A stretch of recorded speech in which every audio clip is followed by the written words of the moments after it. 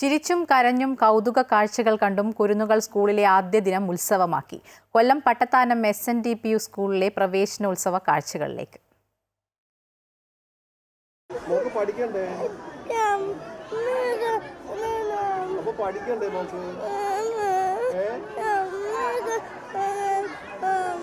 പുറത്തു നിൽക്കുന്ന എൻ്റെ അമ്മയെ ആരെങ്കിലും ഒന്ന് വിളിച്ചുകൊണ്ടുവരണേ എന്നു പറഞ്ഞായിരുന്നു പാർവതിയുടെ കരച്ചിൽ.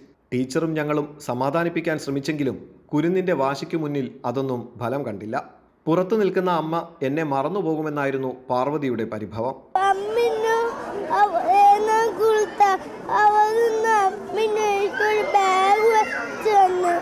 വേറെന്തൊക്കെ വാങ്ങിച്ചു തന്നു?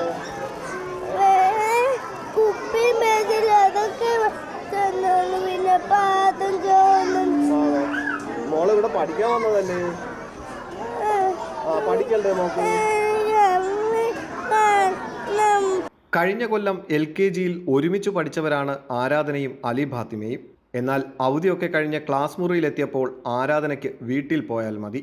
കൂട്ടുകാരി അലി ഫാത്തിമ ആവുന്നതും പറഞ്ഞു നോക്കി, ഒരു രക്ഷയുമില്ല. കുട്ടികൾക്ക് മാത്രമല്ല, രക്ഷിതാക്കൾക്കും ഇത് ഒരു പ്രവേശന ഉത്സവം തന്നെ.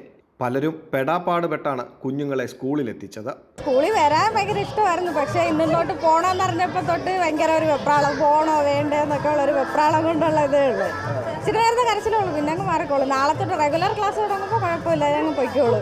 അമ്മയെയും അച്ഛനെയും വിളിച്ചുള്ള കരച്ചിലുകൾക്കിടയിലും കയ്യിൽ കിട്ടിയ ബലൂണുകളിൽ മുറുകെ പിടിച്ച് കാഴ്ചകൾ കണ്ടിരിക്കുന്ന ചിലരുമുണ്ടായിരുന്നു.